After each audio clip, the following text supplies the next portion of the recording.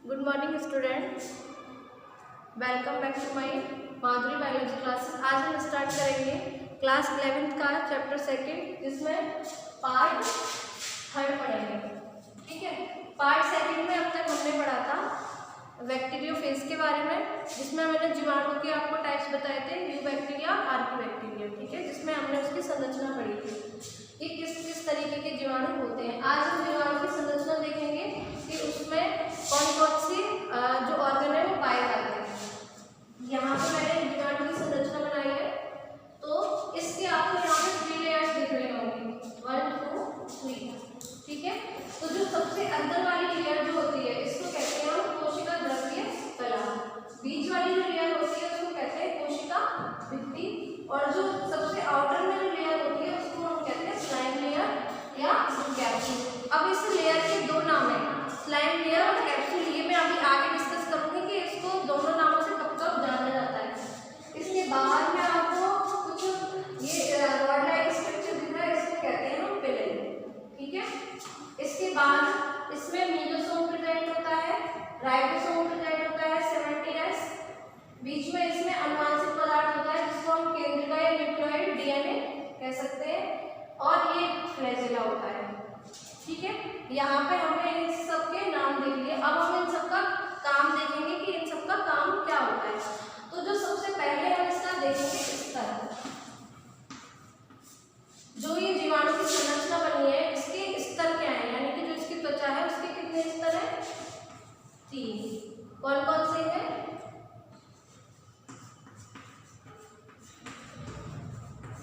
कोशिका द्रव्य कला, दूसरा है कोशिका भित्ति, कोशिका भित्ति, और तीसरा क्या है? कैप्सूल।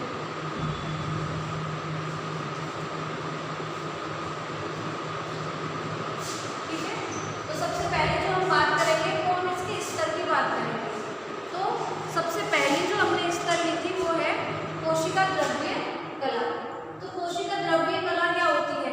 प्रोटीन और लिपिड्स की बनी होती है। कोशिका द्रव्य जो कला होती है ये प्रोटीन और लिपिड्स की बनी होती है, और ये जो काम करती है अर्धपारगम झिल्ली के जैसा काम करती है। अर्धपारगम झिल्ली क्या होती है? यानी कि हमारे शरीर में जो ऑक्सीजन या जो जल का परिवहन होता है, गैसों का परिवहन होता है, वो अर्धपारगम झिल्ली के द्वारा ही आदान प्रदान होता है। जैसे शरीर से पसीने का निकलना, तो वो किसके कारण निकलता है? अर्धपारगम झिल्ली के कारण निकलता है। तो कोशिका द्रव्य कला जो होती है इसमें अर्धपारगम झिल्ली के जैसा काम करती है।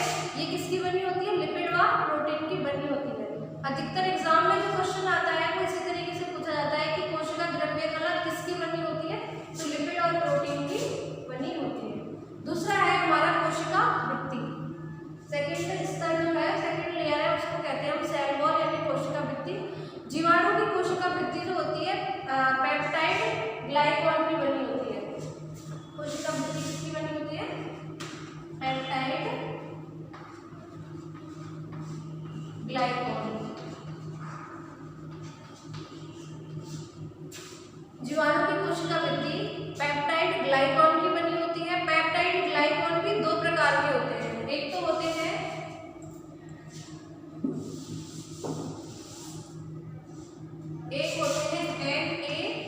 NAM और दूसरे होते हैं NAG। दोनों की फुल फॉर्म लिखेंगे।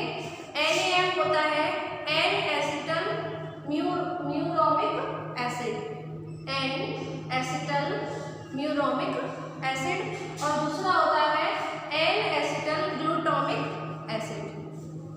ठीक है, तो जो पेप्टाइड ग्लाइकॉन होता है वो 2 चीजों से मिलकर बना होता है, NAM यानी N एसिटोल म्यूरोमिक एसिड, और NAG N एसिटोल ग्लूटामिक एसिड। ठीक है, दोनों एसिड से मिलकर बनी होती है। थर्ड आती है हमारी कैप्सूल, जिसको मैं बोल रही थी कि इसको हम स्लाइम लेयर कहते हैं। ठीक है, तो ये जो है ये सबसे बाहरी परत होती है, यानी जो जीवाणु की कोशिका होती है उसकी सबसे बाहरी परत जो होती है उसको कहते हैं हम कैप्सूल या स्लाइम लेयर। जब सबसे बाहरी परत पॉलीसैकेराइड का बना होता है तब तो हम इसे कहते हैं स्लाइम लेयर। ठीक है, यहाँ पे कंडीशन है, जब कैप्सूल जो होता है वो किसका बना हो? पॉलीसैकेराइड का बना हो,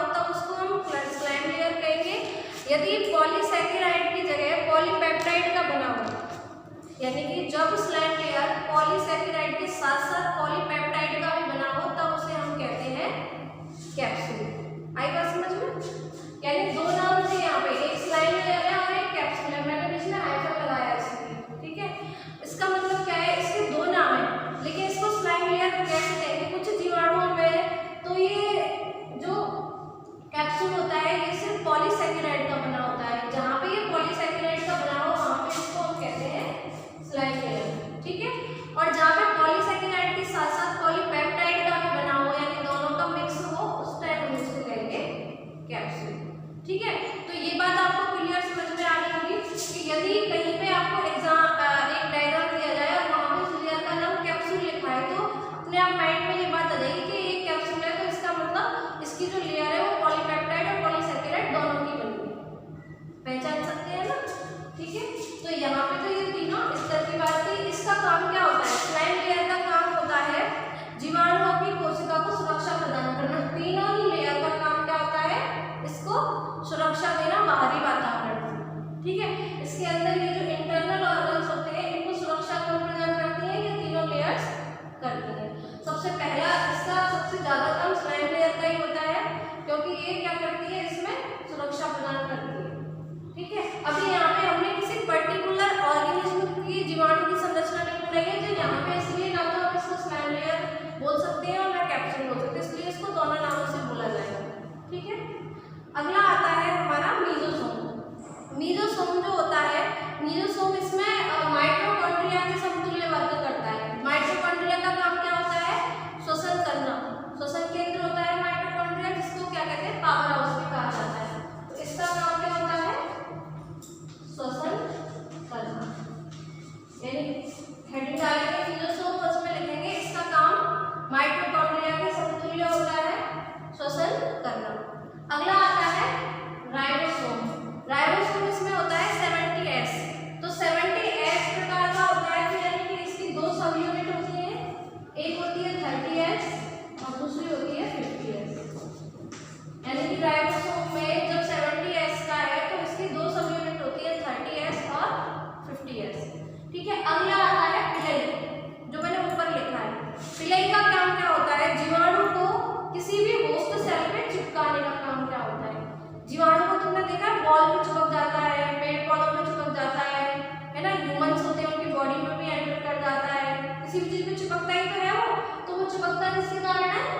पिलई के कारण। पिलई क्या है? एक उसके दूसरे होस्ट सेल पे उसको चिपकाने का काम करती है, यानी एक फेविक्विक का काम करती है। अब आता है नीचे, जिसको मैंने केंद्रिका कहा या केंद्रिका भी कह सकते हो इसको। ये क्या है? ये यहाँ पर जीवाणु का अनुवांशिक पदार्थ स्थित होता है, जैसे कि डीएनए। यानी केंद्रिका वो होती है जहाँ पर डीएनए पाया जाता है। इसमें क्या पाया जाता है? डीएनए। इसको केंद्रिका कहते हैं। अगला आता है प्लाज्मिड। यहाँ पे मैंने प्लाज्मिड नहीं बनाया, ठीक है। तो यहाँ पे प्लाज्मिड इस तरीके से होता है, ठीक है। प्लाज्मिड क्या होता है पहले ये समझो। प्लाज्मिड एक डीएनए ही है, यानी प्लाज्मिड एक अनुवांशिक पदार्थ है। एक अनुवांशिक पदार्थ है, गुणसूत्रीय डीएनए के अलावा एक अलग अनुवांशिक पदार्थ होता है जिसको हम प्लाज्मिड कहते हैं, ठीक है। तो जैसे ई कोलाई बैक्टीरिया होता है, गुणसूत्रीय डीएनए के अलावा एक गोलाकार डीएनए पाया जाता है, जो मैंने यहाँ पे बनाया है। गुणसूत्रीय डीएनए तो इस तरीके से होता है, स्पाइरल से, तो कुंडलित आकार में। एक गोलाकार डीएनए जब पाया जाता है तो उसको हम कहते हैं प्लाज्मिड। दोनों में अंतर समझ में आया? क्रोमोसोमल डीएनए क्या होता है? सर्पिलाकार, ठीक है। और गोल डीएनए जो होता है उसको कहते हैं प्लाज्मिड। दोनों ही अनुवांशिक पदार्थ। बात समझ में आई दोनों की? प्लाज्मिड और डीएनए में क्या अंतर है? यानी कि जो कुंडलित आकार में होता है वो डीएनए यानी केंद्रक होता है, और प्लाज्मिड जिसको कहते हैं तो गोल होता है, ठीक है, गोलाकार डीएनए। ये किसमें पाया जाता है? ई कोलाई बैक्टीरिया में। ई कोलाई में स्पाइरल डीएनए नहीं पाया जाता, कौन सा पाया जाता है? प्लाज्मिड यानी गोलाकार डीएनए।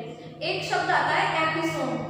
एपिसोम क्या होता है? जब प्लाज्मिड मुख्य डीएनए से जुड़ा होता है, यहाँ पे प्लाज्मिड अलग है, ठीक है। तो ये अगर इस प्लाज्मिड यहाँ पे इस डीएनए से जुड़ा हुआ हो तो इसको कहते हैं एपिसोम, ठीक है, तो यहाँ पे हमारे जीवाणु की संरचना कंप्लीट हो गई। यहाँ पे मैंने सारे टॉपिक क्लियर कर दिए, एक बार फिर से सुन लीजिए। पीआई का क्या होता है? कोई भी होस्ट सेल पर चिपकना का कार्य करती है। कोशिका द्रव्य कला पॉलीपेप्टाइड और पॉलीसैकेराइड की बनी होती है। पॉलीसैकेराइड की बनी होती है। कोशिका भित्ति जो होती है, कोशिका भित्ति क्या काम करती है? इसमें सुरक्षा का काम करती है। ये दो एसिड से मिलकर बनी होती है जिसको NaM और NAG कहते हैं, peptide glycol. N acetone muramic acid, N acetone glutamic acid. ठीक है, स्लाइम लेयर, जब स्लाइम लेयर पॉलीसैकेराइड की बनी होती है तो स्लाइम लेयर कहते हैं, और पॉलीसैकेराइड के साथ साथ पॉलीपेप्टाइड भी बनी होती है तो उसको कैप्सूल कहते हैं। मीजोसोम, मीजोसोम यहाँ पे माइटोकॉन्ड्रिया के जैसे काम करती है। यहाँ पे माइटोकॉन्ड्रिया जीवाणु में अनुपस्थित होती है। वो किसमें पाई जाती है? ह्यूमन बीइंग्स में पाई जाती है। ठीक है, यहाँ पे वो अनुपस्थित होती है। तो यहाँ पे जीवाणुओं में माइटोकॉन्ड्रिया का काम कौन कर रहा है? मीजोसोम कर रहा है, यानी जीवाणु शोषण कहाँ से कर रहे हैं? मीजोसोम से कर रहे हैं। राइबोसोम, राइबोसोम इसमें 17S होता है, जिसमें दो सब यूनिट होती है, 30S और 50S। यानी राइबोसोम का क्या वर्क होता है? डीएनए तक सूचना पहुंचाना। केंद्रिका अनुवांशिक पदार्थ होता है इसमें डीएनए, वो होता है। फ्लैजिला क्या करता है? फ्लैजिला होता है, ये गति करता है। यदि इस जीवाणु को इस जगह से इस जगह पर पहुंचना है तो वो किसके द्वारा पहुंचेगा? फ्लैजिला के द्वारा। फ्लैजिला, कोई भी ऑर्गेनिज्म में यदि फ्लैजिला प्रेजेंट है तो वहां पे उसके पैरों का काम जो है वो फ्लैजिला कर रहा है। फ्लैजिला हिलता है तो वो जो जीवाणु है वो गति करता है, आगे की ओर बढ़ता है। तो फ्लैजिला का काम क्या होता है? गति करना। ठीक है, तो यहाँ पे ये टॉपिक कंप्लीट हो